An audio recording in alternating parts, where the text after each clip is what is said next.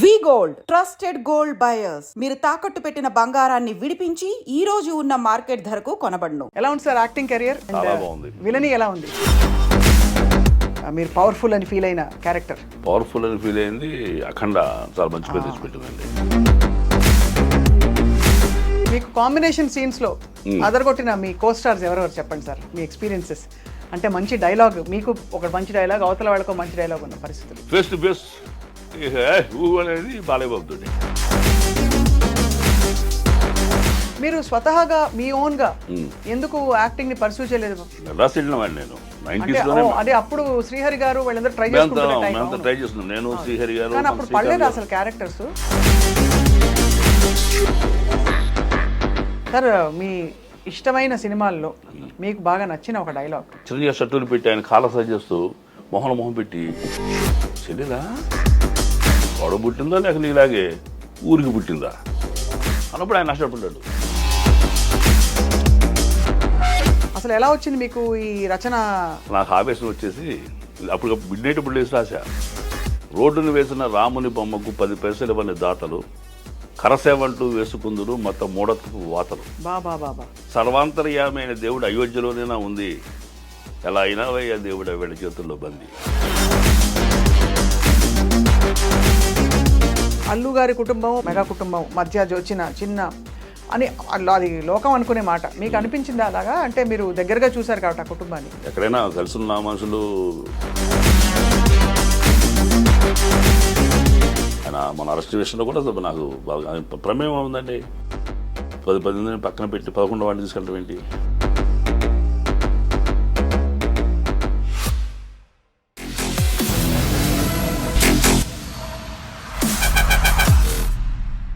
Hello and welcome to this candid conversation ఎక్స్క్లూజివ్గా me I డ్రీమ్లో. నమస్తే, నా పేరు స్వప్న. సినిమా తెరపై ఈ మధ్య కాలంలో ముఖ్యంగా విలన్ హీరో కంటే పవర్ఫుల్ అన్న మాట ఒప్పుకోవాల్సిందే. ఎందుకంటే పవర్ఫుల్ విలన్ ఉన్నప్పుడే హీరో క్యారెక్టర్ ఎలివేట్ అవుతుంది. పాత సినిమాల్లో అలా ఉన్నప్పటికీ కూడా ఈ మధ్య కాలంలో విలన్ చిత్రీకరణలో ప్రత్యేకంగా దర్శకులు శ్రద్ధ వహిస్తున్నారు. అండ్ ఆ కోవకి చెందిన విలన్స్ జాబితాలో మనకి అందరికీ సుపరిచితులు నాగమహేష్ గారు. నాగమహేష్ గారు దాదాపు 40 చిత్రాల్లో నటించారు. అండ్ మెగాస్టార్ చిరంజీవి గారి చేతుల మీదుగా ఇంట్రొడ్యూస్ అవ్వడం ఆయన జీవితంలో ఒక అదృష్టం అని చెప్పాలి. సో వారి ప్రయాణం గురించి వాళ్ళు మాట్లాడదాం. నాగమహేష్ గారు నమస్కారం సార్. నమస్తే మేడం. సో ఎలా ఉన్నారు సార్? ఎక్కడ వారు సార్ మీరు actually originally? Native of Hanuman junction అండి, కృష్ణా డిస్ట్రిక్ట్, ఆంధ్రప్రదేశ్. రైట్. ఎలా ఉంది సార్ యాక్టింగ్ కెరియర్? అండ్ చాలా బాగుంది. విలని ఎలా ఉంది? విలని ఇంట్రెస్టింగ్ ఉంటుందండి. మామూలుగా విలన్లు అందరూ మంచి వాళ్ళని విన్నాను. అంటే అలానే హీరోలు మంచివారు కారణం కాదు, విలన్లు మంచి మనసున్న వ్యక్తులు ఉంటారని చెప్పి అంటారు. కరెక్ట్. నా విషయంలో కూడా రుజువు అవుతుంది. Right sir. ఈ గత కొన్ని రోజుల్లో చేసిన, అంటే కొన్నేళ్లలో మీరు చేసిన సినిమాల్లో మీకు బాగా మీరు పవర్ఫుల్ అని ఫీల్ అయిన క్యారెక్టర్? పవర్ఫుల్ అని ఫీల్ అయింది అఖండ. చాలా మంచి పేరు తెచ్చిపెట్టిందండి.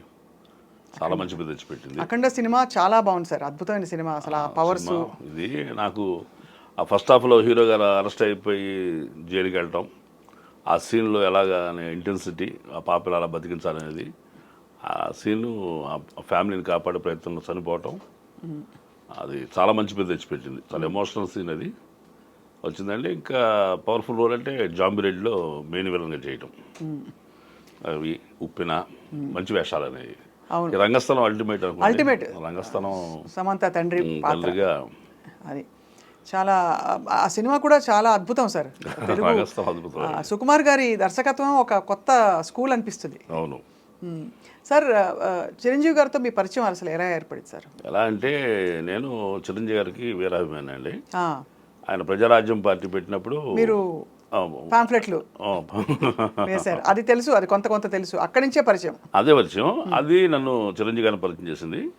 పార్టీ కావాల్సిన కంటెంట్, ఇన్ఫర్మేషన్ అంతా కూడా ఇస్తుండేవాడిని బిహైండ్ ద స్క్రీన్. ఆ పరిచయం ఒక 5-6 ఏళ్ళ పాటు ఆయనతో నేను కొనసాగాను. ఎప్పుడు మన అవసరం ఉందంటే అప్పుడు పిలిచేవాళ్ళు ఆఫీస్ నుంచి, నేను వెళ్ళేవాడిని. అలాంటి పరిచయం వల్ల చిన్న ఆయనతో సీన్లో చేయాలి అని, సీరియస్గా నేను యాక్టర్ అవ్వాలని లేదు. అంటే ఒకప్పుడు ట్రై చేశాను, వదిలేసాను, రియల్ ఎస్టేట్ బిజినెస్ ఉండిపోయాను కొంతకాలం.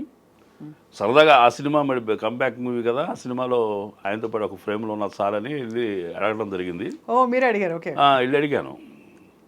అడిగితే ఆయన చాలా పెద్ద మనసుతోటి నాకు రాసిపెట్టుంది జీవితం, ఆయన ఆ వేషం, ఎందుకంటే నేను రైటర్గా ఎంత సమర్థుడో చిరంజీవి గారికి తెలుసు, కానీ యాక్టర్గా అసలు తెలియదు ఆయనకి. అవును. కానీ ఆ సీన్లో పర్టికులర్గా ఒక 500 మంది జూనియర్ ఆర్టిస్టుల మధ్యన సోలో సీను, చిరంజీవి గారితో కాంబినేషను, ఆయన మ్యాన్ హ్యాండిల్ చేసే సీను, ఆయన యాక్సెప్ట్ చేయటం అనేది, ఆయన ఇప్పించడం అనేది, ఆయన ఇవ్వడం అనేది చాలా చిన్న పాత్ర అడిగితే ఆయన అక్షయ పాత్ర ఇచ్చారు. సో ఇక్కడ చిరంజీవి గారితో మీ ప్రయాణం గురించి చెప్పండి. అంటే మీరు సరే పాంఫ్లెట్లు రాశారు, ఆయనకి అవన్నీ చేయడం పార్టీ కోసం ఓకే, బట్ ఏమి నచ్చి చిరంజీవి గారికి, అఫ్కోర్స్ మెగాస్టార్ అనగానే అందరికీ ఇష్టమైన వ్యక్తి, బట్ మీరు ప్రత్యేకంగా గమనించిన గుణగణాలు ఆయనలో? అంటే యాక్టర్గా ఆయన ఎప్పుడూ ఆరాధించాము, అభిమానించాము. ఆయన దగ్గరికి వెళ్ళిన కొద్దీ కూడా నేను ఆయన అంటే చాలా గౌరవం, రెస్పెక్టు, అందరిని సమానంగా చూడటం కానివ్వండి, అభిమానించడం కానివ్వండి, ఆదరించడం, అవన్నీ దగ్గరికి చూశాను నేను. చూసి ఆయన దూరంగా ఉన్నప్పుడు అభిమానించాం తెర మీద, దగ్గరికి వెళ్ళిన తర్వాత కూడా నాకు ఆయన మీద గౌరవం ఇంకా పెరిగింది. ఆ రకంగా ఒక 5-6 ఏళ్ల పాటు, అంటే ప్రతిరోజు కాదు కానీ ఎప్పుడు అవసరం ఉంటే అప్పుడు నేను వెళ్తుండేవాళ్ళని, అదే కలుస్తుండేవాళ్ళం. అంతకు పూర్వం మీరు ఏం చేసేవారు sir? Real estate business. Real ఎస్టేట్లోనే ఉన్నారు. కానీ అప్పుడు అంటే అసలు మీరు ఒక రచయితగా పాంప్లెట్లు రాయొచ్చు అనే ఈ విషయం మీరు ఎలా తెలుసుకున్నారు మీ గురించి? అంటే పార్టీకి అందరూ మంది మార్పులంతో వచ్చేవాళ్ళు. నేను అలాంటి అసలు పార్టీ రాజకీయాలు ఇంట్రెస్ట్ లేనివాడిని. రైట్. బట్ ఆయనకి ఏదో రకంగా సహాయం, నా వంతు సహాయం చేయాలని, రాముల వారు వారధి కడుతుంటే ఉడత సహాయం చేసినట్టుగా నేను ఏదో చేయాలి, మరి ఏం చేయగలను అంటే నేను అప్పటికే 15 కథలు నేను రాసిన స్వాతిలో వచ్చినాయి. స్వాతి వారపత్రికల్లో, మాసపత్రికలు వచ్చినాయండి. రచన ఒకటి ఉంది కదా మన దగ్గర, దీంతో ఏమైనా చేయగలుగుతాం ఆయనకి అంటే, కొత్తగా ఏం చేయగలుగుతామని తెగ ఆలోచిస్తే మంచి మార్గం దొరికింది. అదేంటంటే ఇటు సాక్షి పేపరు, టీడీపీ వాళ్ళ మీద ఇష్యూస్, ఈ ఈనాడు జ్యోతిలు రాజశేఖర రెడ్డి గారి మీద అవును వీటి గురించి రాసేవాళ్ళు. ఈ 2 పేపర్స్ చదివి, ఈ 2 పార్టీలు కాదు మధ్యలో ప్రజారాజ్యం పార్టీ వస్తేనే బాగుపడతాం అనేది బాడీ లైన్ తీసుకుని నేను పోయిటరీ వెళ్ళి చెప్పా, ఏదో స్పీచ్ ప్రోజులా కాకుండా. ఏమైనా గుర్తున్నాయి 1-2 లైన్లు మీ పవర్ఫుల్ లైన్స్ మీరు రాసినవి? ఆ మధ్య ప్రేమే సేవే మార్గమా, ప్రేమే ధ్యేయం అలాంటిది ఏదో ఒక లైన్ ఉండేది అప్పుడు. అవును, పిఆర్పి వచ్చినప్పుడు ట్యాగ్ లైన్ ఉండేది కదా. అవును. వాటిలో మీరు రాసినవి అలాంటివి ఏమైనా ఉన్నాయా మీరు రాసినవి? ఎలక్షన్ ముందు ఇక పాంప్లెట్ బిజినెస్ ఏముండదు, ఈ క్యాంపెయిన్ చేసే అవకాశాలు లేవన్నప్పుడు, అప్పుడు ఒకటి లాస్ట్ నా పేరు పెట్టుకుంటాకి ఒకటి రిలీజ్ చేసేప్పుడు చేసినప్పుడు ఈ పరకాల ప్రభాకర్ గారి ఇష్యూలు, ఇంకితర ఇష్యూలు జరిగినాయి. వాళ్ళు చేసిన ఉదంతాలను ఉటంకిస్తూ చివరిలో కొంచెం ఇన్స్పిరేటివ్గా రాశానంటే, క్రీస్తుకైనా కృష్ణునికైనా దేవుళ్ళని తొలిగాయా కష్టాలు, మదర్కైనా మహాత్ముడికైనా దాపునికి వచ్చాయా సుఖాలు, కారణ జన్మలకు కాలమే పెడుతుంది కఠిన పరీక్ష, తప్పదు వారికి అంతిమ విజయం, లోక శ్రేయస్సే వారికి రక్ష అని మహేష్ అని పేరు వేసుకుని నా ఫోన్ నెంబర్ ఇచ్చా. అప్పుడు తెలిసింది చెప్పాలంటే మాస్క్ తీసినట్టే ఫేస్ ఆఫ్ అయిపోయింది. అప్పుడు పార్టీ ఆఫీస్ నుంచి ఫోన్ వస్తుంటే, ఈ ఫోన్లు కాదు అన్నోన్ నెంబర్స్ అనవసరం, స్వప్న గారు ఫోన్ చేస్తే ఎత్తుదాం, అది సుధాకర్ గారు ఫోన్ చేసి ఎత్తుదాం పెట్టుకున్నా. పెద్దవాళ్ళు ఎవరైతే చిరంజీవి గారితో యాక్సెస్ ఉన్న వ్యక్తులు, అట్లా ఒక పెద్ద ఆయన ఫోన్ చేశాడు, అయ్యా సత్యాగ్రహి గారు 6 నెలల నుంచి మీరు అజ్ఞాతంగా ఉండి ఎంతో సేవ చేశారో, దర్శన భాగ్యం కలగజేస్తారా అన్నాడు. వెళితే ఏం సార్ ఫోన్ ఇస్తారంటే, నేనేం చేయలేదు మహేష్ నీకు అన్నాడు. మీది కాదండి నెంబర్ కొట్టా, వస్తున్నా అని చెప్పాను కొంచెం వాయిస్ మార్చి. నన్ను గుర్తుపడతాడు అనుకున్నా, గుర్తుపట్ల. మహేష్ అంటున్నాడు, ఆ పేరుంది, నేనే కూడా ఎక్స్పెక్టేషన్ లేదు ఆయనకి. కొట్టగానే ఆయన ఫోన్ నెంబర్ ఏం ఫీడ్ చేస్తున్నాడు, సత్యాగ్రహి ఫీడ్ చేస్తున్నాడు. మహేష్ని పెట్టుకోవాలా, సత్యాగ్రహి పెట్టుకున్నాడు. ఎప్పుడైతే నేనే తెలిసిందో, ఒక పెద్ద ఆయన బసవరాజ శ్రీనివాస్ గారని మన ఆయన సినిమా కూడా తీస్తారు, ఆయన డ్రింకర్ సాయి, ఆయన చేపట్టుకుని గౌరవ చిరంజీవి గారి గదిలో తీసుకెళ్ళారు. సార్ ఇతనే సత్యాగ్రహి అంటే, ఎంత ఎమోషన్ తీసుకెళ్ళాడంటే మన ఆఫీసులో జైలు కొట్టేస్తుంది ఈడే అన్నట్టు తీసుకెళ్ళాడు. అంత ఎమోషన్ తీసుకెళ్ళాడండి. అంటే వాళ్ళందరూ ఎవడు గుర్తుపట్టలేకపోతున్నారు. నేను కారులో ఉండి ఒక ఒంటరిగా వెళ్తే కూరని, బాబు ఒకసారి కొంచెం లోపల పెట్టి అని తీసుకెళ్ళి ఇచ్చేవాడు. నేను వెళ్ళేవాడు కాదు, నేను తీసుకెళ్ళాడు కాదు, నాకు వచ్చిన కుర్రవాళ్ళు తీసుకెళ్ళేవాడు కాదు. ఒక పావుగంట తర్వాత వెళ్ళాడు ఆఫీస్కి. అప్పటికి ఈ పాంప్లెట్స్ అందరి చేతుల్లో చదువుతూ ఉండేవాళ్ళు. అలా 6 నెలల పాటు అజ్ఞాతంగా అక్కడే ఉండి గ్రహిస్తూ, వాళ్ళ ఎమోషన్ ఆనందాన్ని సేకరిస్తూ, అప్పుడు చిరంజీవి గారికి డైరెక్ట్గా ఒక రైటరు నేను అంటే నా మొహం తెలుసు ఆయనకి. నన్ను చూడగానే అడిగారు, మీరు రెగ్యులర్ ఆఫీస్కి వస్తారు కదా అని. వస్తాను సార్ అన్న. మరి ఎప్పుడు గదిలో రాలేదేంటి అన్నాడు ఆయన. మీతో నా పని ఏంటి సార్ అన్న. నిజంగా ఆయన నన్ను గుర్తించాలని నేను ప్రయత్నం చేయలే, గుర్తించబడాలని తాపత్రపడలా. సేవ చేయాలనుకున్నాం, చేసాం. ప్రతిఫలాపేక్ష లేదు కాబట్టి గుర్తింపు వచ్చింది. ఆ గుర్తింపు వచ్చిన తర్వాత చేసిన సేవకు కూడా ప్రతిఫలాపేక్ష లేదు నా దగ్గర నుంచి. ఆయన ఒక ఆయాచిత వరం నాకు అందించాడు. ఆయన అదే 2016లో 16లో ఖైదీ నెంబర్ 150లో ఆయన కంబ్యాక్ ఫిల్మ్, కంబ్యాక్ ఫిల్మ్, అందరూ యాంటిసిపేట్ చేసిన సినిమా. అందులో మీకు ఒక గొప్ప సీన్ పడింది. అక్కడి నుంచి వెనక్కి దాదాపు ఒక కొత్త లైఫ్ మొదలైంది మీకు. అంతే అంతే. లేకపోతే నేను అసలు సీరియస్ డెసిషన్ కానీ సీరియస్ ఇంట్రెస్ట్తో కానీ రాలేదు. ఆ సినిమా సక్సెస్ అయ్యి నా పాత్ర చాలా బాగుందన్న తర్వాత కూడా నేను సీరియస్గా సినిమా వైపు చూడాల. సుకుమార్ గారి ఆఫీస్ నుంచి జనవరి 12 ఇప్పుడు రిలీజ్ అయిందండి. ఫిబ్రవరి 1st వీక్లో నాకు సుకుమార్ గారి ఆఫీస్ నుంచి ఫోన్ వచ్చింది, ఈ సమంత వాళ్ళ ఫాదర్ గారు రంగస్థలానికి. ఏమనిపించింది అప్పుడు అసలు? అంటే ఇంకా ప్రాపర్గా మీరు మంచి యాక్టర్గా స్థిరపడిపోతున్నారని అర్థమైపోయింది. అర్థమైంది. అంటే ఎప్పుడైతే ఆయన నుంచి పిలుపు వచ్చిందో, ఆయన కూడా ఒక అరగంట సేపు చిన్న ఇంటర్వ్యూలో ఆయనకి క్యూరియాసిటీ పాయింట్ ఏంటంటే, సుకుమార్ గారికి ఇతను కొత్త మొహం, తమిళోడా మలయాళం కూడా అనుకున్నాడు సినిమా చూసి. కాదు తెలుగు కూడా అయ్యేసరికి అసలు ఎలా ఇచ్చారు వేషం, ఏ ఇన్ఫ్లుయెన్స్ అతనికి, ఈ వేషం ఒకటే కారణం ఏంటి, ఆ క్యూరియాసిటీ ఉంది ఆయనకి. ఆయన ప్రశ్నలో ఉంది. మీరు ఎవరంటే ఎక్కడా అని అడిగారు మీలాగని ఫస్ట్. నెక్స్ట్ చెప్తుంటే అన్నిటికీ మీరు ఖైదీ నెంబర్ 150 చేశారు కదా, డైరెక్టర్ గారు పరిచయం అని అడిగాడు ఆయన. ఆ డైరెక్టర్ పరిచయం అయితే నా వేషం ఇస్తారని. కాదు సార్ చిరంజీవి గారు పరిచయం అన్న. చిరంజీవి గారా, ఆయన పరిచయం మీకు అడిగి ప్రస్తావన చెప్పా. ఇలా ఎప్పుడైతే ఇవన్నీ నేను రైటర్నని, స్వాతికి రాశానని, చిరంజీవి గారితో ట్రావెల్ చేశానని ఇవన్నీ తెలిసినాయో ఆయనకి మంచి వేషం ఇవ్వాలని అనిపించి రంగస్థలంలో సమంత పాలన చేశాను. ముందు యాక్చువల్ నన్ను పిలిచింది కూడా ఇన్స్పెక్టర్ వేషానికి. రామ్ చరణ్ గారిని స్టేషన్లో కొడతాడు ఇన్స్పెక్టర్. ఒకటే సీను, అటు తండ్రిని మ్యాన్ హ్యాండిల్ చేసి కొడుకుని మ్యాన్ హ్యాండిల్ చేసిన పోలీసులు ఈడే అని చెప్పి నాకు ముద్రేద్దామని ఆయన ప్రయత్నం ఉంది. ఈ విషయాలు తెలిసేసరికి ఎక్స్ట్రా క్యాలిక్యులర్ యాక్టివిటీస్ ఆయన కొంచెం గౌరవంతో మంచి ఆఫర్ ఇచ్చారని. ఇక మళ్ళీ నేను జీవితం నాకు తిరిగి చూడాల. అదే వరుస పెట్టి మీకు మంచి మంచి సినిమాలు, గొప్ప క్యారెక్టర్స్. వస్తాను. రజాకార్లో కూడా చాలా మంచి వేషం చేశారు మీరు చాలా. సో మీ యాక్టింగ్ ప్రయాణంలో సార్ ఇప్పుడు దాదాపు అందరూ పెద్ద హీరోలతో నటించారు మీరు. అఖండ బాలకృష్ణ గారు, చిరంజీవి గారు అయింది, రామ్ చరణ్ గారు అయింది, ఇంకా దాదాపు 40 సినిమాలు. అంటే ఈ టైంలో చాలా ఎక్కువ. చేయని పెద్ద యాక్టర్స్ ఎవరంటే ప్రభాస్ గారు చేయలేదండి ఇంతవరకు. ఆ సినిమాలో కాంబినేషన్ కాకపోయినా సినిమాలో చేయలే. అల్లు అర్జున్ గారి సినిమా చేయలే. జూనియర్ ఎన్టీఆర్ గారి చిన్న వేషం పెట్టి అరవింద సమేత చేశా. మహేష్ బాబు గారి మహర్షి చేశాను. కాంబినేషన్ చేయలేదు. కానీ సుకుమార్ గారు అప్పుడు కాస్ట్ చేశారు కదా మిమ్మల్ని మంచి రోల్లో. తర్వాత పుష్పాలో మీరు లేకపోవడం కొంచెం ఆశ్చర్యమే. ఆశ్చర్యం అంటే పిలిపించారండి, పుష్పకి పిలిపించారు.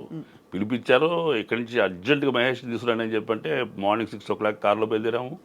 4 o'clock ఇప్పుడు కాకినాడ చేరాము. కాకినాడకి రెస్ట్ తీసుకోమన్నారు. నెక్స్ట్ డే సాయంత్రం షూటింగ్ అన్నారు. నెక్స్ట్ డే సాయంత్రం మేకప్ వేసి ఆ మురుగన్ వేషానికి ఆయన నన్ను అనుకున్నాడు. ఆయన అదే అనుకుని నన్ను షిప్ కూడా ఎక్కమన్నారు. షిప్ కూడా ఎక్కిన 5 నిమిషాల్లోనే ఆయనకి ఏదో ఫీలింగు. అప్పటికి ఉప్పెన్ చేస్తున్నా, ఉప్పెన్ రిలీజ్ కూడా అయిపోయింది. మహేష్ గారు కిందకు వచ్చాడు అన్నాడు. ఆయన కిందకు వచ్చిన తర్వాత మీరేమనుకోవద్దు వెళ్ళిపోండి అన్నారు. నేను తెల్లమొహం వేసా. వెళ్ళిపోమంటారు సార్ అన్న. నేను ఏదో మిమ్మల్ని వాడుదామని చెప్పి అనుకున్నా, కానీ ఇక్కడ నేను మ్యాజిక్ చేయటా కూడా ఏం లేదండి. అతను హీరో వేరే చోటుకు వస్తాడు, మళ్ళీ ఆడేది తమిళన్ దగ్గరికి. చిన్న బేరసారాలు 2-3 చిన్న డైలాగులు ఉంటాయి. క్యారెక్టర్ ఎక్స్పోజర్ ఉండదు, నేను చేయటానికి ఏమైనా ఉండదు. మీరు వాడుకుందామన్నా కానీ మీరు మంచి వేషం చేస్తున్నారు కదా, మీరు ఏమనుకో తెలిపోయినా చిన్న వేషం అయిపోతుంది మీకని ఫీల్ అయితే చాలాసేపు ఫీల్ అయ్యాడంట. పక్కన డ్రాగన్ మాస్టర్ ఉన్నారు, ఆయనతో కూడా ఆయన. మీరు డిసప్పాయింట్ అయ్యారా? అయ్యాను. బట్ ఆయన చిన్న వేషమైంది దీనికని గౌరవించాడు అనేది చాలా ఆనందపడ్డా. ఆ దృష్టిలో నేను చాలా పెద్ద యాక్టర్ అనమాట, ఒక వాల్యుబుల్ యాక్టర్ అనే విషయం నాకు రుజువైంది. మీరేమనుకోద్దు, పార్ట్ 2లో మీరు చదువు కానీ మీరు మంచి వేషం చేస్తారన్నాడు ఆయన. అంటే నేను నవ్వితే ఆయన ఇది మిమ్మల్ని పంపించేటానికి ఏదో కన్విన్స్గా చెప్తాను అనుకోవద్దు అని కొంచెం సీరియస్గా చెప్పారు. సార్ నేను ఆ మనసులో మాట చెప్పను మీకు అన్న. చెప్పండి అన్నారు. ఒకవేళ పుష్ప 2లో కూడా చేయలేకపోతే చేస్తున్నారు అన్నాడు. చెప్పను సార్, చేయలేకపోతే అరే మన మహేష్కి మనం ఏమి ఇవ్వలేకపోయామే అని మీరు ఫీల్ అవుతారని నేను నమ్ముతా అన్న. తప్పడు కొట్టేశాడు ఆయన. సూపర్ అండి, మీరు అదే పాజిటివ్గా ఉండండి, ఖచ్చితంగా మనం చేస్తున్నాం అన్నారు. కానీ పుష్పటోలు చేయలేగా, చేయలే. ఎందువల్ల చేత ఏం మరి దాంట్లో నాకు తగ్గ అంటే వేషం నేను అనుకోవడం సార్, అంటే కాస్టింగ్ అంటే ఇప్పుడు ఆయన దృష్టిలో మంచి యాక్టర్ ఉన్నానండి. నేను అదే చెప్పా, రంగస్థలంలో చేసిన వాళ్ళు ఎవరిని ఉప్పెనకి రిపీట్ చేయమన్నారు. ఫస్ట్ డే నేను ఉప్పెన ఆఫీస్కి వెళ్ళి బుచ్చిబాబు గారి ఆఫీస్కి కలుద్దామని అడిగితే ఆ స్టాఫ్ సార్ ఈ సినిమాలు మీకు ఉండదు సార్ అన్నారు. దేనికన్నా రంగస్థలంలో చేసిన వాళ్ళు ఎవరిని మేము ఎంటర్టైన్ చేయట్లేదు అన్నారు. దేనికంటే హీరో తాలూకు hero, same production house, Sukumar గారి శిష్యుడు, periodic movie, same village backdrop, ఇది కూడా రంగస్థలం 2 అయిపోద్దని చేయదలుచుకోలేదన్నారు. మీ ఆలోచన రైటే, నువ్వు సరే వచ్చేలేని చెప్పి సార్ కన్నా అనుకోకుండా మరి వాళ్ళ ఎవరు అనుకునే ఎవరిని పక్కన పెట్టారు కానీ మొత్తం నాకు I got a call. Right, చాలా మంచి ఫ్యాషన్ చేశారు విజయ్ సేతుపతి గారితో. మరి అది నేను కోరితే రాలేదు, కోరుకున్నా రాలేదు. సో దీన్ని బట్టి మీకు ఏమర్థం అవుతుంది, మీరు రచయిత, పిఆర్పి ఒక పొలిటికల్ పార్టీకి స్క్రిప్ట్లు అవి రాశారు, మన పాంఫ్లెట్స్ అవి. మరోవైపు అనుకోకుండా అనూహ్యంగా ఇప్పుడు తెర మీద ఒక పవర్ఫుల్ విలన్గా ప్రత్యక్షమై ఐ థింక్ చాలా తక్కువ కాలంలోనే మీరు 40 సినిమాలు చేయడం అంటే, నోటబుల్ ఫిల్మ్స్ అన్ని, నోటబుల్ క్యారెక్టర్స్ అంటే చాలా మీకు విధి చెట్టు తిప్పుతుంది. డెస్టినీ. ఏ దేవుడిని నమ్ముతారు సార్ మీరు? అంటే నమ్ముతారా దేవుడిని? దేవుడిని నమ్ముతా. ఒక పర్టికులర్ దేవుడిని అంటూ ప్రార్థన చేయను, కానీ నేను మాస్టర్ సివి గారు స్పిరిచువల్. మీరు స్పిరిచువల్, అందుకే ఒకలాంటి శాంతంగా అనిపిస్తారు. మీరేమో విలన్ గా మారారు. విలన్స్ మానసికమైన ప్రశాంతత ఉన్నవాళ్ళు, గంభీరమైన ఫేస్ వాల్యూ ఉన్నవాళ్ళు. మీకు కాంబినేషన్ సీన్స్ లో అదరగొట్టిన మీ కో స్టార్స్ ఎవరెవరు చెప్పండి సార్, మీ ఎక్స్పీరియన్సెస్. అంటే మంచి డైలాగ్, మీకు ఒక మంచి డైలాగ్, అవతల వాళ్ళకు మంచి డైలాగ్ ఉన్న పరిస్థితులు. బాలయ్య బాబుతో, ఎందుకంటే చిరంజీవి గారితో ఫస్ట్ సినిమా చేసినప్పుడు చిరంజీవి గారి క్యారెక్టర్, శంకర్ అనే క్యారెక్టరు సబ్మిసివ్ క్యారెక్టర్, అది ఎడ్యుకేటెడ్ పర్సన్, రూడ్ క్యారెక్టర్ కాదు అది. సో చిరంజీవి గారు చాలా సాఫ్ట్ నేచర్ ఉన్న క్యారెక్టర్ కాబట్టి నేను రెచ్చిపోటాకో నా క్యారెక్టర్ డామినేటింగ్ అనిపించడానికి కారణమైంది. ఫేస్ టు ఫేస్ ఊ అనేది బాలయ్య బాబు తోటే అఖండ. పిల్లకాలం అంటాడు కదా, అఖండ చాలా అసలు ఆ రోజుల్లో ఆ థీము, అవును, ఇదంతా కూడా అందరూ ఇష్టపడ్డారు. ఒక సూపర్ కరోనా న్యాచురల్ టైంలో పవర్ ఉండడం. కరోనానే పారిపోయి చేశాడు కదా అఖండ. అఖండంలోనే బాలయ్య బాబుతో కాంబినేషన్ చేసిందే చాలా ఎమోషన్స్ ఇద్దరు.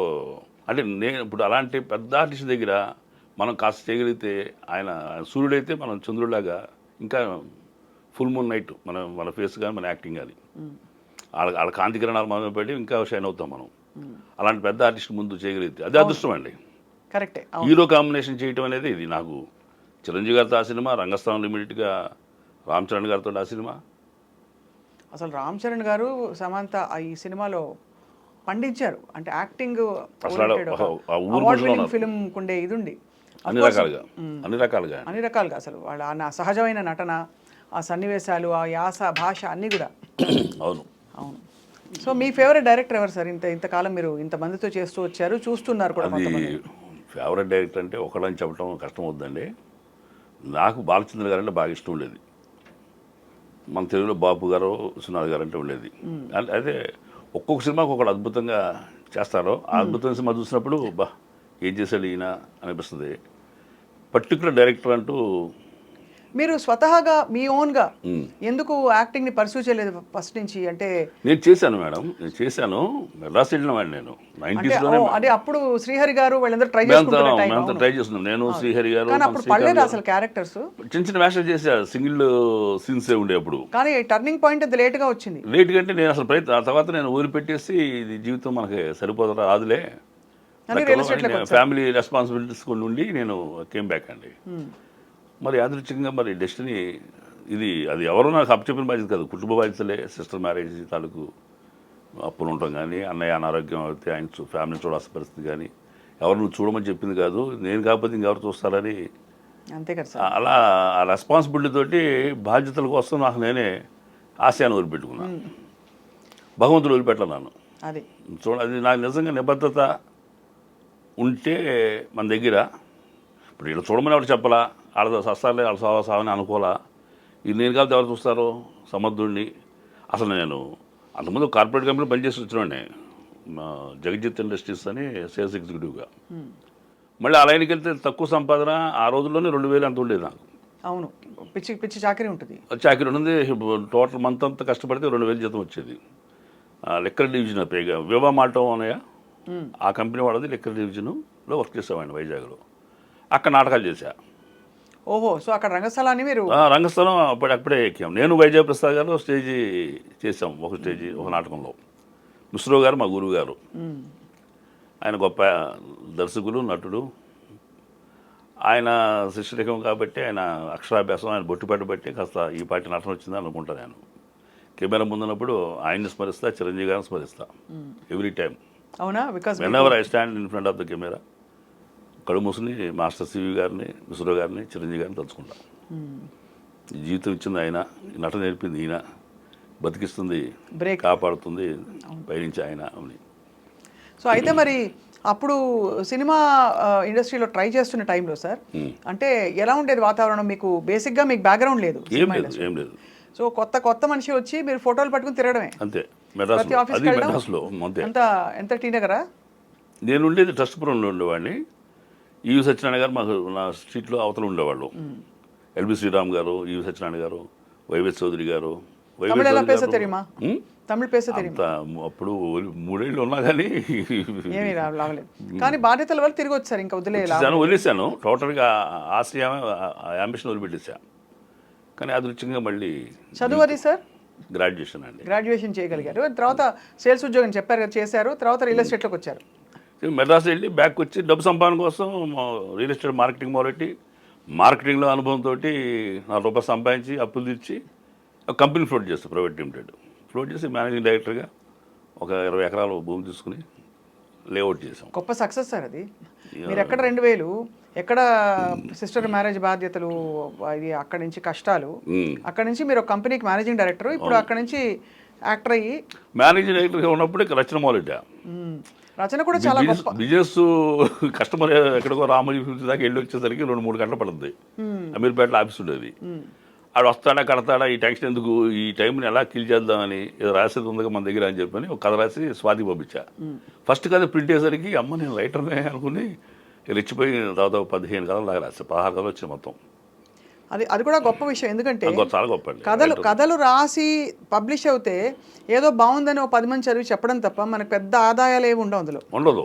దానితో గొప్ప రాత్రికి పేరు వచ్చే పని కూడా ఉండదు. అయినా మీరు రాశారు ఆర్టికల్స్, కథలు అంటే గొప్ప విషయమే.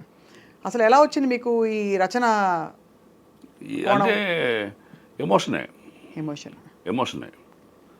అప్పుడు 96 ఇంకా ముందే ఉండదు. ఈ కరసేవ అని చెప్పి ఎక్కడ చూసినా జై శ్రీరామ్ బాబరీ మసీద్ కూల్చేసిన తర్వాత పరిస్థితిలో ఒక రోడ్డు మీద శ్రీరాముడు బొమ్మ వేశారండి. ఫస్ట్ టైం నేను రాయటం అనేది నాకు ఇగ్నిషన్ ఇచ్చినట్టు అయింది. నేను మోటార్ బైక్ మీద వస్తున్నా, చూస్తే బ్రహ్మాండంగా అద్భుతంగా చేశాడు పెయింట్. అది పైనుంచి వర్షం పడుతుంది. ఆ బొమ్మ మీద అక్కడ పోవాలా, అక్కడ 10 పైసలు బిళ్ళలు ఉన్నాయి, కానీ పెద్ద అమౌంట్ నాకు అనిపించలా. వచ్చి పడుకుంది. ఆ రాత్రి ఇదే గుర్తొచ్చింది. వేసిన ఆర్టిస్ట్ అవడం చాలా తెలివైనవాడు. ఇప్పుడున్న అట్మాస్ఫియర్ దీన్ని ఎమోషన్ని క్యాష్ చేద్దామని రాడు బొమ్మ వేశాడు. మరి జనాలు జయ శ్రీరామ్ అని అరుస్తున్నారు, కానీ డబ్బులు వేశారు వీడికి. వేయకపోతే వీడి ప్లాన్ వేస్టే కదా. అంత కష్టపడి వేశాడు. పైగా రావణ బొమ్మ వేస్తే దేవుడు క్షమించుకోవడం ఏంటి, వర్షం ఎందుకు కురిపిస్తున్నాడు, అటు సగులేంటి ఆడికి, అది ఎంత మానసికంగా బాధపడి ఉంటాడు. ఇంత కష్టపడి వేసాను, డబ్బులు రాలేదు, పైగా దేవుడేమో చెరిపేశాడు. ఆడి బాధ అంతా నేను నడిచి తీసుకుని అసలు జనాలు నిజంగా ఎగిపోతే వేస్తుంటే వాళ్ళు సక్సెస్ఫుల్ థింకర్ అనుకుంటాము. ఏగిపోతే ఆడు అనుకున్న పని సఫలీకృతం కాకుండా ఉండుంటే ఆడ బాధ ఎట్లా ఉంటుందనే ఫీలింగ్ తోటి నాకు ఆవేశం వచ్చేసి అప్పుడు మిడ్ ఇప్పుడు లేచి రాశా. రోడ్డును వేసిన రాముని బొమ్మకు 10 పైసలు ఇవ్వని దాతలు, కరసేవంటూ వేసుకుందురు మొత్తం మూఢత్వపు వాతలు. బాబా సర్వాంతర్యామైన దేవుడు అయోధ్యలోనేనా ఉంది, ఎలా అయినావయ్యా దేవుడు వీళ్ళ చేతుల్లో బంది. రాసరికి చాలా బాగుంది అనుకున్నాను, చాలా బాగా రాశాను అనుకున్నా, కరెక్ట్గా ఎమోషన్ చెప్పగలిగాను అనుకున్నా. ఆ పక్కన పడేసాం. అప్పటి నుంచి రాయగలను, రాసే సత్తా ఉందని నాకు తెలిసింది. ఎంత అలవోకగా అసలు కుండ బద్దలు కొట్టి భలే చెప్పారు ఈ 4 వాక్యాలు.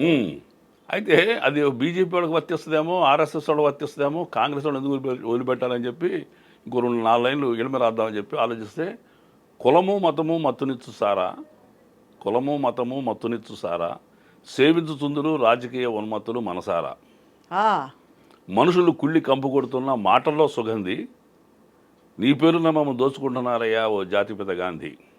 ఆహా, అందరినీ ఆ, 2 పళ్ళు వేసిన తర్వాత ఓ దేవుడా రాముడు, ఓ దేవుడా ఓ మానవుడా గాంధీ గారు, కనిపించరు మీరు మాకు, ఈ రాజకీయ నపుంసకుల ఏలుబడిలో మనసు చంపుకుని బతకాలని లేదు నాకు, బాబా, అందుకే నా ఆత్మ 4 చుక్కలు హత్య, 4 చుక్కలు టైటిల్ నా ఆత్మహత్య. చాలా గొప్పగా ఉందండి. ఎంత ఉద్వేగం ఉంది. కానీ ఇది చాలా రేర్ సార్, ఇది అందరు చేయలేరు. ఇలా రాయడం, ఇలాంటి అసలు ఉద్వేగం ఉండడం, ఇలా రాయగలగడం Feeling అంటే మాటలతో. ఓ మనిషి అన్యాయం అవుతుంటే మాత్రం అసలు సహించలేని గొడవే. ఈ కాకుండా ఇంకా రాశారా కవితలు, పాటలు? పాటలేం రాయలేదు, కవితలు ఇలా పాట రాయలేదు. రాశారా? తర్వాత మళ్ళీ అంత ఉధృతంగా రాసింది పార్టీ పరంగా కానీ అంత ఉధృతంగా రాసి, సరే అఫ్ కోర్స్ గెలుపోవటంలో రాజకీయాల్లో సహజమే. పార్టీ ఓడిపోయినప్పుడు మీరు బాధపడ్డారా? ఆయన ఆ తర్వాత చిరంజీవి గారు రాజకీయాల నుంచి తప్పుకున్నప్పుడు అంటే రాజకీయాలకు వెళ్తున్నప్పుడు బాధపడ్డా. అయ్యో వెళ్ళిపోతున్నాడు, ఇంకా మనం సినిమా అంటే వ్యామోహం పోద్దామో అని అంత బాధ కలిగింది, సినిమా అంటే ఇంట్రెస్ట్ పోద్దామని బాధ కలిగింది ప్రేక్షకుడిగా. సరే ఆయనతో పరిచయం అయింది, మళ్ళీ సినిమాకి వస్తానంటే మళ్ళీ ఆ పాత లెగసీ ఉంటుందా, అంత బాగా మళ్ళీ అంతంత శభాష్ అనిపించుకుంటారా అని చిన్న ఫీల్ అయితే ఉండేది. బట్ అది ఆయన ప్రూవ్ చేసుకున్నారు, దాంట్లో నేను కూడా పార్టిసిపేట్ అవ్వటం అదృష్టం. ఇప్పుడు లేటెస్ట్గా ఈ రజాకార్ సినిమాలో మీ క్యారెక్టర్ సార్? రజాకారులో నేను విష్ణునూరు దేశముఖ్ రాపాక రామచంద్రారెడ్డి క్యారెక్టర్ అండి. దాంట్లో ఇంద్రజయ గారు చాకల ఐలమ్మ పాత్ర చేశారు. ఆవిడని హింసపెట్టిన దేశముఖే వీడు రామచంద్రారెడ్డి. అలా గంభీరమైన పాత్ర, క్రూరమైన పాత్ర, ఆవిడ్ని కాలు పెట్టి ఛాతి మీద తన్నేంత మూర్ఖుడు, దుర్మార్గుడు. అది చాలా బాగా వచ్చిందని అందరూ ప్రశంసించారు. చాలా గొప్ప పేరు తెచ్చుకున్న సినిమా రజాకార్ సినిమా. రజాకార్ అవును, చాలా అంటే ఎస్పెషల్లీ క్రిటికల్లీ క్రిటిక్స్. అవును. ఇది సార్ ఇప్పుడు మీరు అంటే సున్నితమైన ఇలాంటి సన్నివేశాలు ఉన్నప్పుడు, ఇప్పుడు మీరు విలను ఒక ఏదో మానభంగం సీన్ ఉంటుంది, లేదా అమ్మాయి మీద పరుషంగా మీరు అన్నట్టుగా ఇలా ఛాతి మీద చాలా ఇబ్బందిగా ఉంటుంది. అందులో మీరు మెడిటేటర్ కాబట్టి మరింత జాగ్రత్త పడతారు అసలు. అవును, నేను ఇంద్రజయ గారితో కూడా మేడం కొంచెం దూరం ఉండండి తగులుతాం కొంప తీసి అంటే యాక్టింగ్ ఎమోషనల్ వచ్చరికి ఎలాగ మన కాలు ఎంతవరకు వెళ్తామో. ఇప్పుడు కెమెరా కింద తలకాయ చూపించకపోతే ఇట్లా కొట్టచ్చు, మొహం ఎక్స్ప్రెషన్ ద్వారా అంటే తలకాయ పాల్గొట్టేస్తాం అనిపించవచ్చు.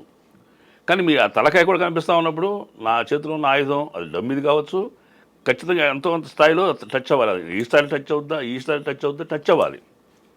అట్లా ప్రొఫైల్ షాట్ పెట్టినప్పుడు అన్న మీరు తనండి అన్న పర్వాలేదు నేను తట్టుకుంటాను, ఎందుకంటే ప్రొఫైల్ షాట్ అది ఖచ్చితంగా ఆవిడ బాడీ ఛాతీకి ఇట్లా తగలాల కాలు వెళ్ళి తంతే ఎగిరెళ్ళి వరికుప్ప మీద పడిపోద్ది ఆవిడ. నేను అదే చెప్పాను నేను దీంట్లో కూడా స్పీచ్లో నిన్నే ఆహారం వస్తుంది. అంటే విలన్ పాత్రలు అంటే ఇవన్నీ తప్పవు కదా, హీరోలు కొట్టాలి, హీరోయిన్లనే కాదు హీరోయిన్లు కూడా కొట్టాలి, షేర్ చేసుకోవాలి. అక్కడ అభిమాన నటులు పెద్ద పెద్ద స్టార్స్ ఉంటారు. అవును. Me all time favourite actor ఎవరు సార్ పోనీ చెప్పండి? మీకు చిరంజీవి గారు అఫ్ కోర్స్ అది తెలిసిపోయింది కాకుండా అమితాబ్ బచ్చన్ గారండి. అవునా? ఎందుకంటే ఆ వయసులో ఫస్ట్ చిన్నప్పటి నుంచి అంటే ఎన్టీ రామారావు గారు పెద్ద అభిమాని, నాలుగు టికెట్లు చూసే రోజుల నుంచి. ఆ తర్వాత ఆయన రిటైర్మెంట్ వయసు వచ్చేసరికి చిరంజీవి గారు దూసుకొచ్చారు. చిరంజీవి గారు అంటే పొన్నమ్మ నాకు చూసిన కాడి నుంచి ప్రాణం గారిని కూడా చూశాను నేను.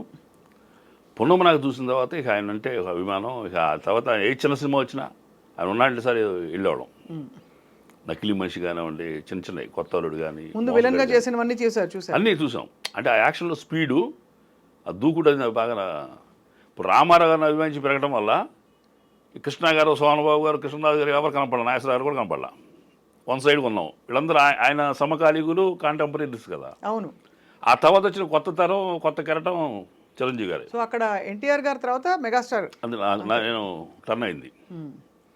చిరంజీవి గారు నేను అనుకుంటాను, చిరంజీవి గారు ప్రతి అభిమాని కూడా ఒకప్పుడు ఎన్టీ రామారావు గారు అభిమాని ఉంటారు. మాస్ హీరో కదా. కరెక్ట్. అట్లా చిరంజీవి గారు అసలు ఎంత ఆల్రౌండర్ అండి. ఆ తర్వాత చిరంజీవి గారికి అటాచ్ అయిన తర్వాత ఇక ఆయనతో నేను ముఠామేసి చేసే ఆ రోజుల్లో ఒక సీను. ఆయన నాగేశ్వరరావు కలిసి చేసిన మెకానికల్లో లాయర్ వేషం చేశా.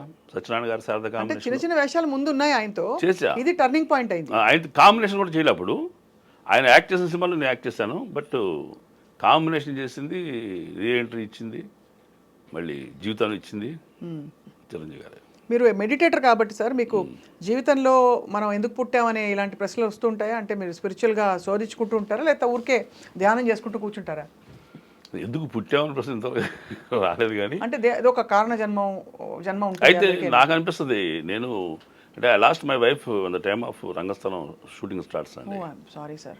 ఆ 1వ తారీఖు ఆవిడ చనిపోయింది, 4వ తారీఖు నేను ప్రయాణం అవ్వాలి. ఎలా సార్, ఏమైంది సార్? అనారోగ్యం? ఆవిడకి షుగర్ బీపీ బాగా సమ్మర్ ఇదైపోయి తగ్గల అసలు. నిమ్స్లో 9 days ఉంచాము, కోమాకి వెళ్ళిపోయి అడ్డించట్టు పైలోకాలకి వెళ్ళిపోయింది. ఆవిడ 1వ తారీఖు చనిపోయింది. 5వ తారీఖున షూటింగ్ స్టార్ట్స్. నాది ఫస్ట్ డే షూటింగ్ రాజమండ్రి లోపల పోలవరం అవతల అక్కడ కొండల్లో. 2వ తారీఖు సెరమనీ చేశాను, కర్మకాండ చేశాను. 3వ తారీఖు అసలు కలిపి వచ్చాను.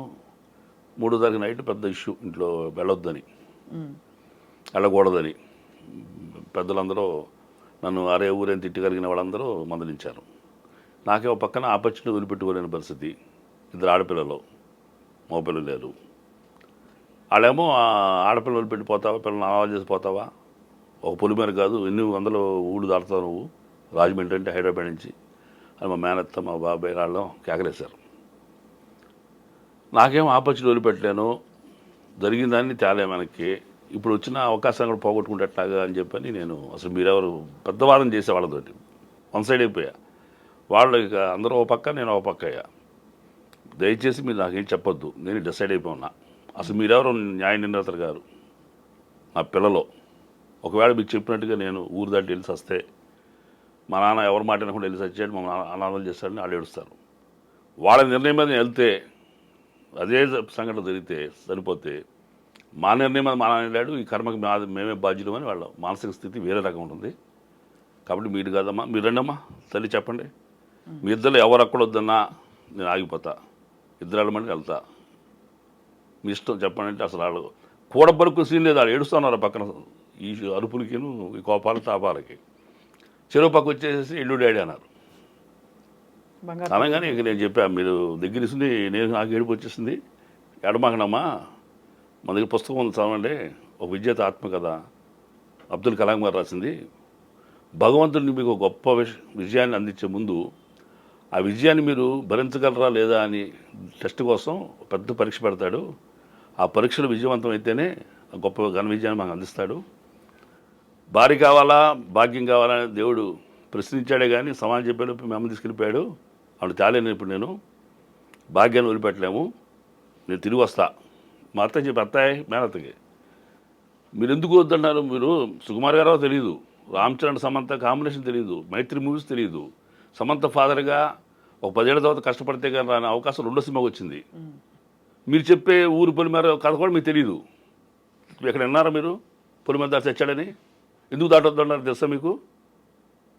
ఆ ఎమోషన్లో వెళ్తే ఆ భార్య లేకపోతే ఎట్టా బతకను, అమ్మ లేకపోతే ఎట్టా బతకను, నాన్న లేకపోతే ఎట్టా బతకను, బిడ్డ పోతే ఎట్టా బతకను అనే ఎమోషన్లో వాడేది సూసైడ్ చేసుకుంటాడని పెద్దవాళ్ళు చెప్పింది. పెద్దవాళ్ళు ఒక కండిషన్ పెట్టారట్టగా అని. అప్పటికప్పుడు రైటర్ కదా, నిజంగా నేను ఎక్కడ చదవలేదు ఇది, అలా ఒక చెప్పే ఆ నోరు ముగించడానికి, అంతమంది నోరు ముగించడానికి పెట్ట కదా నేను చెప్పేది.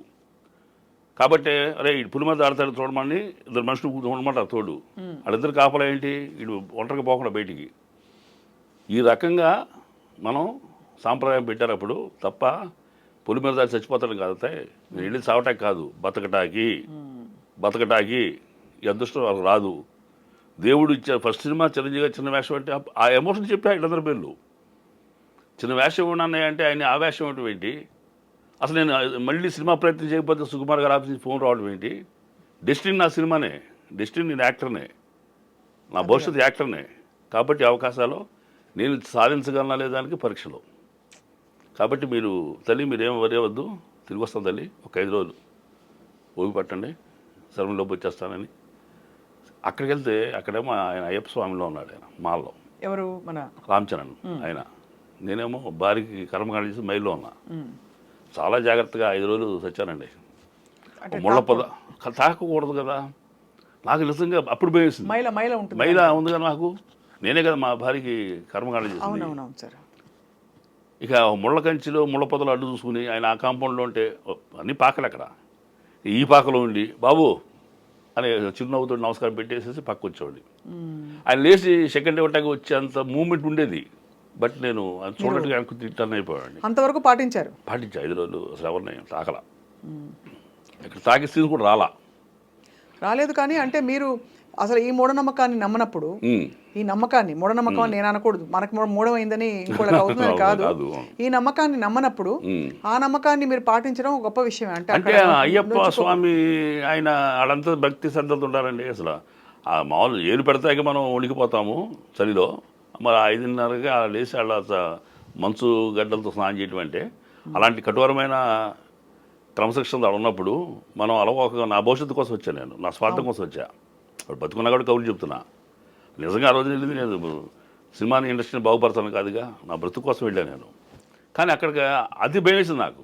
రామ్ చరణ్ గారిని అయ్యప్ప మాల్లో రావడం చూసి అప్పుడు షువరయ్యా. ఇది మీకు బహుశా ఆ కుటుంబం మీద ఉండే ప్రేమ, కుటుంబ ప్రేమ కదండి. అంటే ఆయన భక్తి దీంట్లో ఉన్నాడు, మనం దాన్ని కీడు చేస్తున్నామా, కీడు చేసినట్టు అయింది కదా నా స్వార్థం కోసం. ఎవరు చెప్పలేదు ఇక్కడ నేను రహస్యాన్ని, ఎవరు చెప్పాలా, చెప్తే వద్దంటారు కదా. అవును, చిరంజీవి గారు కూడా వద్దంటారు ఖచ్చితంగా. పాప కష్టాలు ఉన్న మహేష్ మనం ఇద్దాం ఇంకో సినిమాకి, మహేష్ ఈసారి నువ్వు అని చిరంజీవి గారి దృష్టికి వెళ్ళటానికి కూడా ఇష్టపడకుండా కాముగా మర్డర్ చేసిన మనిషిలో చేశా మా భార్య కర్మకాండని. అంటే నాకు తెలిసిన వాళ్ళు ఎవరికి కూడా నేను అసలు నోటీసులో చెప్పాలి, అసలు తెలియజేయలే. అవకాశం పోద్దని భయం. అంటే చెప్తే అర్థం కూడా కాదు సార్, అంత అమాంతం పరిగెట్టుకు రావాలని అనుకునే వాళ్ళు ఉండొచ్చు. అంటే ఇప్పుడే అయింది కదా, కొంచెం ఇంట్లో ఉండి బాధపడాలని చాలా మంది ఎవరు ఇష్టపడరండి. మనకి 10 రోజులు 13 రోజులు ఉన్నాయి కదా కర్మకాండాలు కొన్ని. 14 రోజులు కదా. సార్ సమంతతో మీ కాంబినేషన్ సీన్స్ చేసాంగా, ఎలా అనిపించేది సమంత గారి? సమంత ఆవిడ కూడా చాలా డౌన్ డెత్ పర్సన్ అండి. నిజంగా ఆవిడ్ని ఆవిడ వచ్చేసరికి నాకు మేకప్ వేస్తారు ఆ రోజున ఫస్ట్ డే. ఈ కళ్ళలో పుసుగులు పెట్టారో, మొహంతో బ్లాక్ చేశారో, అసలైతే మంచి అందగా అండి, దాన్ని ఇంకా నాశనం చేశారు మేకప్ తోటి. ఫస్ట్ డే మా మీద ఆవిడ పొగొట్టడం ఓదటం సీన్ చేస్తున్నారు. ఒక పక్కన కూర్చోబెట్టారు. ఆవిడ రాగానే నాగమేష్ గారు మీరు ఇటు రండి అని పిలిచాడు సుకుమార్ గారు. పిలిచి శ్యామ్ ఏదో ఫాదర్ అన్నాడు. అట్లా చూస్తుంది, షాక్ అయింది ఆవిడ. అంటే ఆ కొండలో ఉండే మనిషిలా ఉన్నప్పుడు నేను అలాగూ చిరిగిపోయిన షర్ట్లు వేసుకుని ఉండేసరికి అక్కడ చూసింది. నేను నమస్తే మేడం అన్న వచ్చే పక్కకి మహేష్ గారు ఆవిడ వేసి వెళ్ళి నేను షార్ట్కి వెళ్ళిపోనా అని ఆవిడ వెళ్ళి ఆ పొయ్యి దగ్గర కూర్చొని ఆ పొగ గొట్టంతో పొయ్యి ఊదాలి ఆ సీన్ చేస్తున్నారు. ఎంత చక్కగా ఉన్నావే సాంగ్, మాంటేజ్ షార్ట్ అంటే అది. మహేష్ గారు వెళ్ళి మాట్లాడండి ఆవిడతోటి, ఆడితే మనకు కలపాలని. నేను madam I have seen that movie Khaidi number 150 అన్న. సరే ఇంటి అంది. అది అన్నప్పుడు దాంట్లో మంచి వేషం చేశానండి అన్న. ఓకే అంది. అట్లా నేను కొండోని కాదు, హైదరాబాద్ నుంచి వచ్చిన ఆర్టిస్ట్ని అని ఆ 2-30 ఇంగ్లీష్ మాట్లాడేదో చేసా. అట్లా ఈయన పరిచయం చేయించిందే సుకుమార్ గారు సమంతకి. ఆ తర్వాత చేపట్టును లాగే సీన్ ఉంటుంది పంచాయతీ సీన్లో, దొంగమొండ అని చెప్పి లాక్కెళ్తాను. అప్పుడేమన్నా గట్టిగా హ్యాండింగ్ అన్నా హార్ష్గా ఉంది మేడం అంటే, లేదు పర్వాలేదని పట్టుకోండి, గట్టి పట్టుకోండి, అంతే ఎమోషన్ రాదు మీకు. అట్లా ఆవిడ ఇది చరణ్ బాబునేమో షర్టు పట్టుకుని నా కొంపలో నీ పని ఏంటారు తొత్తు నా కొడక అంట ఇంట్లోంచి దొంగసాటి ఇంటికి వచ్చినప్పుడు కూతురుతో మాట్లాడే సీన్లో లేచి నిలబడతాయి కదా. ఫస్ట్ అదే నా ఇంట్రడక్షన్, నా క్యారెక్టర్. ఆ సీన్లో అతన్ని హీరోని పట్టుకుని నాకు రావటం, ఇది కొంచెం అంటే యాక్టింగ్ ఎమోషన్లో ఎంత స్థాయిలో చేస్తాను అనేది నాకు తెలియదు. మరి మిగతా వాళ్ళు కూడా తిరిగిపోతాను ఉంటా ఇన్వాల్వ్ అయిపోయి. మళ్ళీ అక్కడి నుంచి రిపీట్ కాస్టింగ్ మీకు అనసూయ ఆ సినిమాలో ఉన్నారు, రజాకార్లో ఉన్నారు, రజాకార్లో కూడా ఉన్నారు. సో అయితే మొత్తానికి అలా మీ ప్రయాణం ఏర్పరచబడింది. అవును, ఏర్పరచబడింది. డివైన్ పవర్ అందుకు. సార్ మీకు ఏమన్నా మొన్న ఈ అల్లు గారి కుటుంబం మెగా కుటుంబం మధ్య వచ్చిన చిన్న అని అది లోకం అనుకునే మాట మీకు అనిపించిందా అలాగా? అంటే మీరు దగ్గరగా చూశారు కాబట్టి ఆ కుటుంబాన్ని. అంటే అప్పుడు నేను చూసినప్పుడు వేరు, ఇప్పుడు అసలు నేను 4-5 ఏళ్ళ చిరంజీవి ఇంటికి వెళ్ళాను నేను. బట్ అంటే యాజ్ ఒక ప్రేక్షకుడిగా, ఒక నటుడిగా కూడా చూసినప్పుడు బాధ వేస్తుంది, అయ్యో ఇంత అది వస్తుందండి. ఇష్టపడే మనుషులు కదా, ఇష్టపడే మనుషులు. ఇప్పుడు అరవింద్ గారితో ఆ రోజుల్లో ఆయన కూడా పర్సనల్ కావడం జరిగింది పార్టీ ఆఫీస్ వ్యవహారాల్లో. యాక్టర్ అయిన తర్వాత ఎప్పుడు నేను గీతా ఆర్ట్స్ కూడా వెళ్ళి కలిసింది లేదు, మాట్లాడింది లేదు. అసలు ఏ ఆఫీస్కి వెళ్ళకుండానే జీవితం గడిచింది. ఇందాక చెప్పే కింద ఈ దిల్రాజు గారి ఆఫీస్ కూడా తెలియ నాకు ఆఫీసులు తిరగకుండానే అవకాశం అదృష్టం అందుకు చెప్తుంటే కష్టం కంటే అదృష్టం ఎక్కువ ఉంది నాకు అని సినిమా యాక్టర్గా. లైఫ్లో కష్టాలు ఉన్నాయి అవును కానీ ఇక్కడ అదృష్టాలు ఉన్నాయి. అవును, కష్టాలు మీరు ఎదుర్కొంటూ నెట్టుకుంటూ వచ్చారు వచ్చారు. కాబట్టి నెట్టుకుంటూ వచ్చారు. అయితే అదే ఈ కుటుంబ వివాదాలు అది కొంచెం బాధాకరమేనండి. ఎక్కడైనా కలిసి ఉన్న మనుషులు విడిపోతున్నారన్నా బాధే, నిజాలంతో తెలియదు మనకి. బయట ఏమో రూమర్స్ బాగా స్ప్రెడ్ అవుతుంటాయి. అది కొంచెం బాధాకరమైన విషయమే. ఏదైనా బాధాకరమే. ఇప్పుడు ఆయన మన అరెస్ట్ విషయంలో కూడా నాకు బాగా ప్రమేయం ఏముందండి, మన గవర్నమెంట్కి వ్యతిరేకమైన కాదు కానీ ప్రమేయం ఏముంది. మరి 11 మందిని ఫస్ట్ నుంచి 10 మందిని పక్కన పెట్టి 11వ వాడిని తీసుకెళ్ళడం ఏంటి? అలా చూస్తే తిరుమలలో తొక్కిసలాట జరగలే, మరి ఎంతమంది పోయారు మరి చంద్రబాబు నాయుడు హయాంలో ఆయన రాజమండ్రి దాంట్లో కూడా పుష్కరాల్లో కూడా చాలామంది అంటే పర్మిషన్ లేదని ఒక ఇది మీద ఆయన తప్పు ఉండొచ్చేమో కానీ చావుకు బాధ్యుడు కాడు అని ఆయన. నేను అనుకున్నా అది కూడా ఆయన జీవితంలో కర్మ. ఒక ఒక ఒక పెద్ద కష్టం వచ్చిందంటే మనిషికి అది పశ్చాత్తాపానికో పరితాపానికో అది కొత్త జీవితమైన ఆలోచనకో నాంది అవుతుంది, ప్రేరణ అవుతుంది. ఖచ్చితంగా అల్లు అర్జున్ గారు అంతకుముందు ఉండే నేచర్ కంటే తర్వాత వచ్చిన నేచర్ చాలా గొప్పగా ఉంటుంది. చాలా అంటే ఎందుకంటే మన ప్రయత్నం లేకుండా మనం కర్మను అనిపిస్తాం అనుకోండి, అవును, దిస్ ఇస్ రాసి పెట్టింది అంత, మన ప్రమేయం లేదు. ఏం చేయాలి ఆ టైంలో? ఏం చేయాలి? ఇది జరిగింది. నేను అదే అంట, దండైనా దండనైనా ఆ దేవుడు ఇచ్చేదే. దండేసినప్పుడు మనం మురిసిపోవద్దు, దండనేసినప్పుడు కుంగిపోవద్దు. నా ప్రమేయం లేదు, బట్ వాడి స్వార్థం కోసం నన్ను ఇరికించాడు. సరే రాసి పెట్టింది నా జీవితంలో ఉంటా. మరి నేను అందరినీ బాగు కోసం నా ఆశయాన్ని వదిలిపెట్టా. మా ఫ్యామిలీ విషయంలో చెల్లి ఇది మా తమ్ముడు పెళ్లి చేసి నేను పెళ్లి చేస్తున్నాను వాడిని నా జీవితంలో. ఏమండి 35 yearsలో పెళ్లి చేస్తున్నాను నేను. మీరు అంత లేట్గా చేసుకున్నారు? అంత లేట్ చూస్తున్నా. అందరూ వడ్డీకి ఇచ్చిన నాన్న లేరు కాబట్టి, 2 అన్నయ్యల పైన ఉన్నా, వాళ్ళు పక్క వెళ్ళిపోయారు కాబట్టి. మరి ఇంత చేసిన వాడిని నా జీవితంలో నా భార్య కోల్పోవడం ఏంటి? చాలా నా కర్మ అనుకున్నాను నేను. కాబట్టి ఇది మనకేంటంటే ఆ పాజిటివ్ థింకింగ్ ఉంటామో, లేకపోతే డివోషనల్గా మనం మెడిటేషను పవరో సాత్వికంగా ఉంటామో, మాంసాహారం తిన్నా సాత్వికంగా తత్వం నేచర్ కావటం వల్ల ప్రతిదీ. ఎందుకంటే మీ ప్రమేయం లేకుండా మీరు జరిగితే యూ నాట్ టు వర్రీ అండి. లోకం ఏమైనా అనుకున్నామండి, అదే you not to worry about that comments, allegations. అంతే. ఇది దేవుడు నాకు డైరెక్ట్. అందులో నా మనుషులు అంటే భయం లేదు, దేవుడు అంటే భయం. గొప్పగా ఉంది సార్. అవును. ఇప్పుడు మెడిటేషన్ చేస్తారా రోజు? అంత డీప్గా నేను కాదు కానీ ఒక 1/2 hour ప్రశాంతంగా ఉంటాను. ఇంక వేరే నెగిటివ్స్ ఉండవు, వేరే ఏమి. ఆ మోసం చేసిన వాడు కూడా క్షమించేంత సాత్వికత వచ్చేసింది నాకు. అది చేశారా మోసం? జరిగినాయి, చాలా జరిగినాయి. రియల్ ఎస్టేట్లోనా సార్? రియల్ ఎస్టేట్లోనూ అయిన వాళ్ళు, బయట వాళ్ళు, ఎంప్లాయ్గా ఉన్నవాళ్ళు. అయితే నేను ఆడి బాగు కోసం దేవుడు ఒక ఇన్స్ట్రుమెంట్గా, ఇప్పుడు నా బాగు కోసం చిరంజీవి గారు ఎట్లా ఉన్నారో, ఎట్లా అయ్యిందో, ఆడు బాగు కోసం నేను ఉన్నానేమో. కానీ మీరు మోసం చేయలేదు కదా అక్కడ. అలా ఎలా చేయలే అంటే ఒక మనిషి వల్ల మనిషి హెల్ప్. చర్యలకు కూడా ఏదో ఒక పర్యవసానం ఉండాలి. అవును, వాళ్ళకి ఇచ్చే టైం వచ్చినప్పుడు ఇస్తాడు. అంతే, వాళ్ళ కర్మలు వాళ్ళు అనుభవిస్తారనేది మీ. అంతే. ఈడు బాగుకి నేను ఉపయోగపడ్డానేమో కానీ అని వదిలిపెట్టేసిన తత్వం వల్ల వాళ్ళు ఇప్పుడు నాతో ఫ్రెండ్లీగా ఉన్నారు, నేను ఫ్రెండ్లీగా ఉన్నాను. బట్ వాళ్ళు ఎందుకు ఇంత చెత్త పని చేసే ఫీలింగ్ అయితే వస్తూ ఉంటుంది. అవును, ఇంత మన మోసం చేశాడు ఏంటి అనే ఫీలింగ్ అయితే ఉంటుంది, బాధ ఉంటుంది కదా సార్. డెఫినెట్గా. సార్, మీ ఇష్టమైన సినిమాల్లో మీకు బాగా నచ్చిన ఒక డైలాగ్, డబ్బింగ్ మీరే చెప్పుకుంటారు ఆబ్వియస్లీ. మీరు సంపూర్ణ నటులు, రంగస్థల నటులు కాబట్టి, రంగస్థలంలో నటులు కూడా కాబట్టి ఇంకా మరి అన్ని క్వాలిఫికేషన్స్ వచ్చేసినట్టే. అంతే.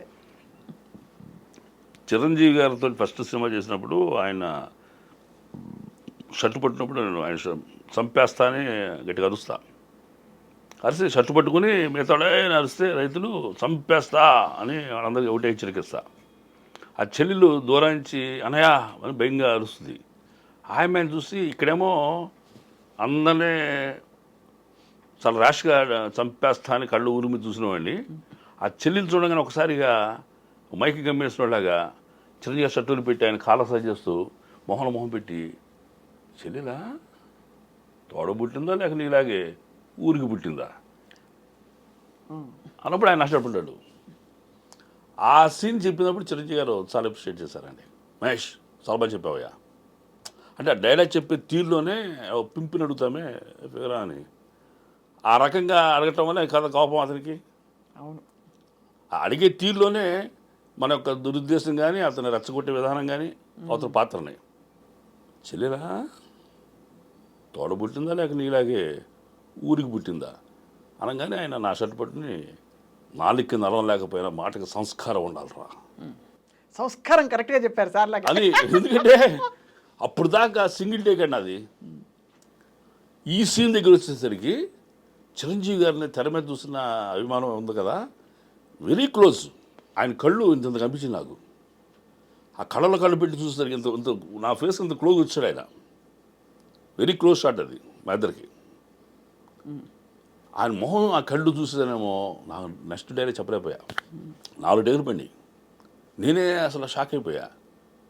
అందరూ షాకే, ఏంటి ఇప్పుడు దాకా రెచ్చిపోయాడు కదా వీడు, ఒకసారి ఏంటి వీడు మొత్తం గాలి తీసిన బెలూన్లో తయారైపోయాడని. వినాయక్ గారు చాలా స్మార్ట్గా వచ్చి ఆయన, అన్నయ్య మహేష్ గారు ఎందుకు చెప్పలేకపోతున్నారంటే ఆయన మీ కళల్లో చూస్తూ డైలాగ్ చెప్తున్నాడు, అందునే మర్చిపోతున్నాడు డైలాగు. ఇందా నేను మీ యాక్టింగ్ చూస్తే కట్టేప్పుడు మర్చిపోయా అన్నాడు. మహేష్ నువ్వు నా కళ చూడు, మాక ఇక్కడ చూడు కెమెరా, మాకు ఇట్లా ఉంది కెమెరా, చీటింగ్ చేయొచ్చు.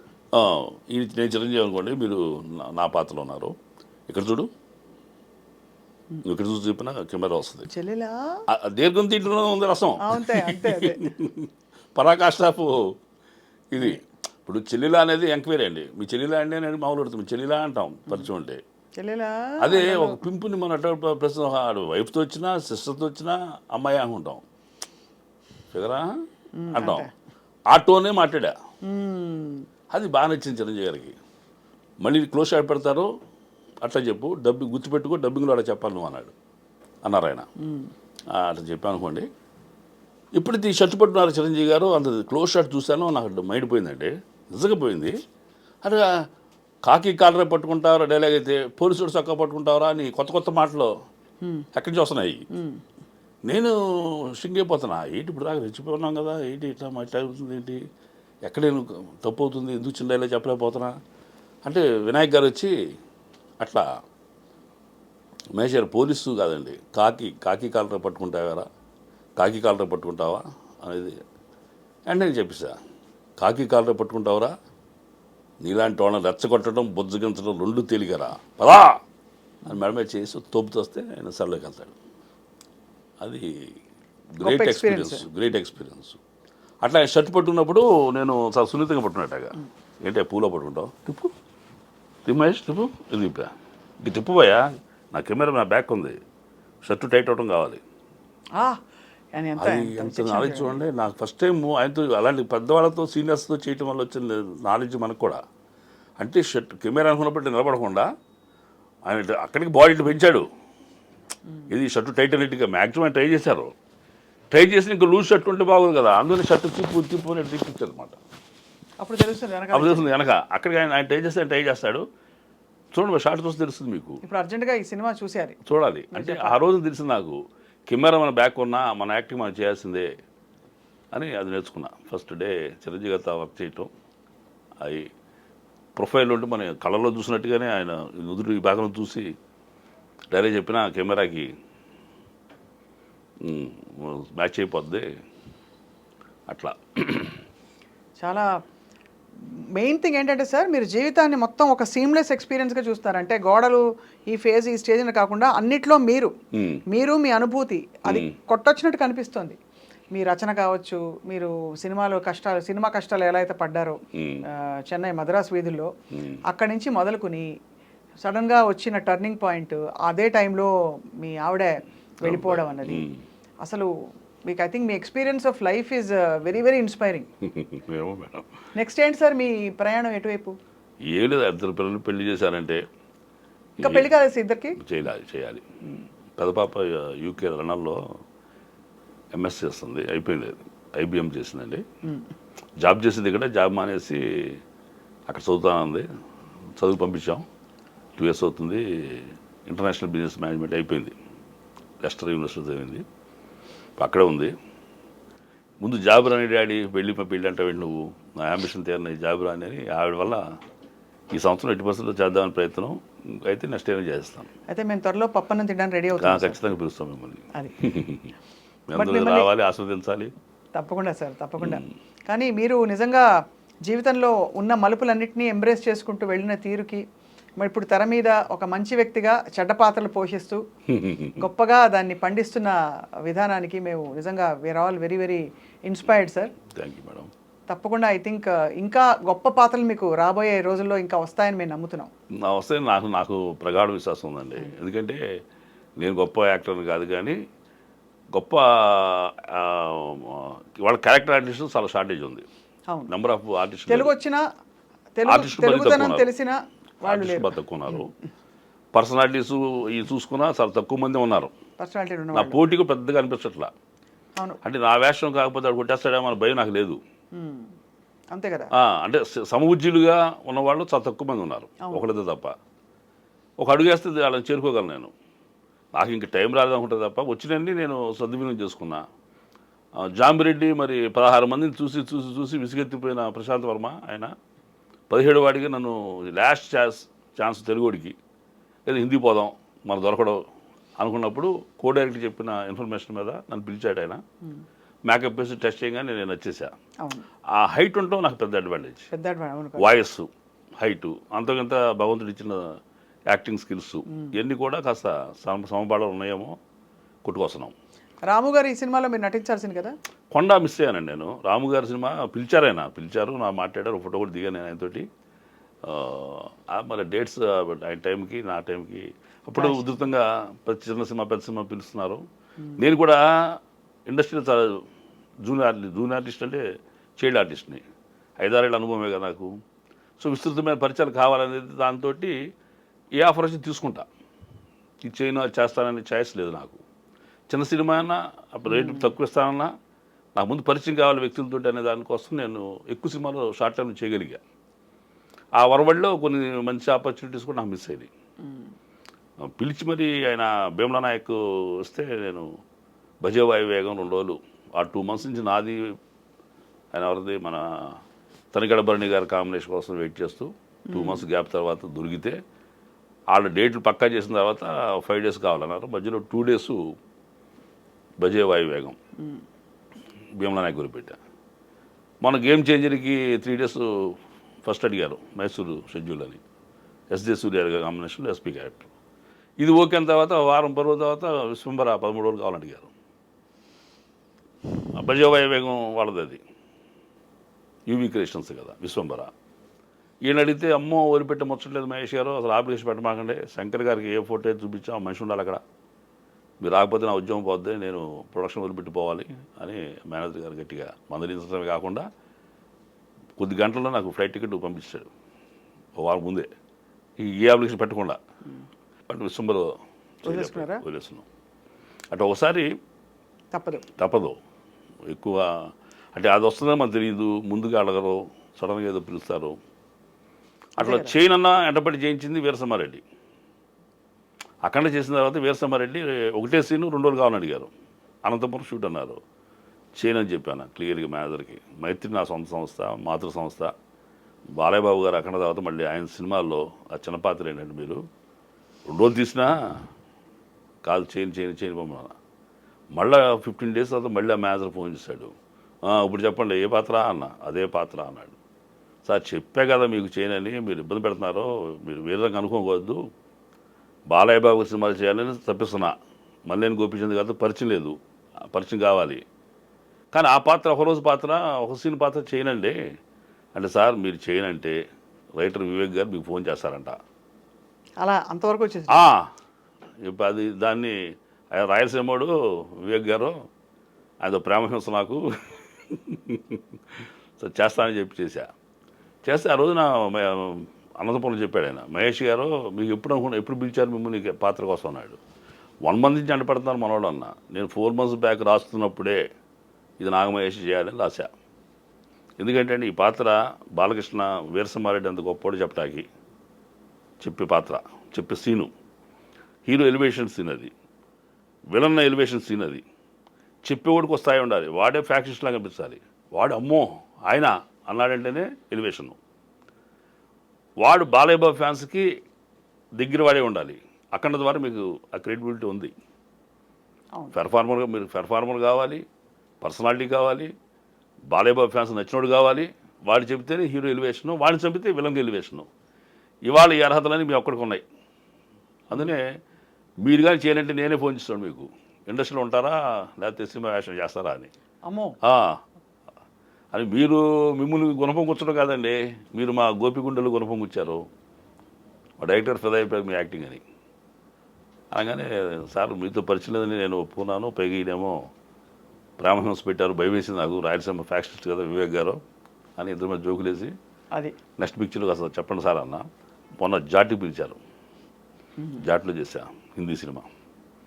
హిందీ సన్నీ డియోల్ హీరో, మైత్రి వాళ్ళదే.